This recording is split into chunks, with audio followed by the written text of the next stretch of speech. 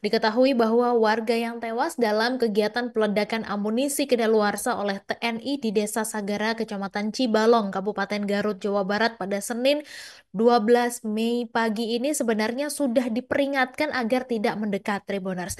Jadi petugas TNI sudah memperingatkan warga untuk menahan diri supaya tidak mendekati lokasi peledakan amunisi. Tapi ternyata upaya tersebut sia-sia di mana belasan warga ini menumpang beberapa sepeda motor dan nekat untuk mendatangi lokasi peledakan sehingga dari 13 orang tewas itu 9 diantaranya adalah warga sipil.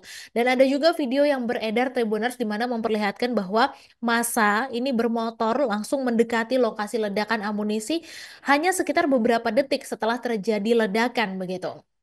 Di mana masa yang mendekat lokasi ledakan ini adalah mereka yang ingin mencari sisa-sisa material kuningan yang biasanya dijual atau bisa diolah kembali. Seperti yang terlihat di dalam video ini, masyarakat langsung berbondong-bondong untuk mendekati ledakan itu, Tribuners. Dan pada video lainnya juga terlihat ada dua ledakan dan terdengar suara. Diduga personel yang memberikan peringatan kepada masyarakat untuk tidak mendekati dulu lokasi ledakan. Di mana momen pertama ini adalah ketika terjadi ledakan pertama, kemudian terdengar suara seseorang. Di mana suara seseorang itu mengatakan untuk waspada begitu. Dan juga diperingatkan bahwa pecahannya ini masih menyembur sehingga masyarakat ini diminta untuk waspada untuk tidak mendekat terlebih dahulu. Jadi diminta untuk memberi jeda dulu sejenak begitu. Dan ledakan yang membawa korban dan terjadi pada Senin kemarin ini sangat mengejutkan Tribuners di mana menurut warga setempat kegiatan semacam ini memang sudah sering juga dilakukan sebelumnya dan biasanya warga ini mendapatkan imbauan untuk menjauh dari lokasi.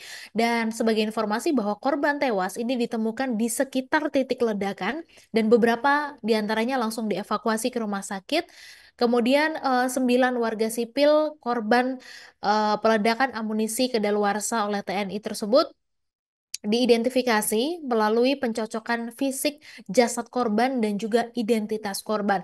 Dan sampai Senin malam tadi ada 9 korban dari 13 korban tewas yang berhasil diidentifikasi, yakni 4 anggota TNI dan juga 5 warga sipil. Kemudian setelah berhasil diidentifikasi, jenazah 4 anggota TNI ini diserahkan ke keluarganya menggunakan 4 ambulans menuju Jakarta dan juga Bekasi. Sementara untuk jenazah 5 warga sipil ini belum diserahkan ke keluarganya di Garut. Download Tribun X sekarang, menghadirkan lokal menjadi Indonesia.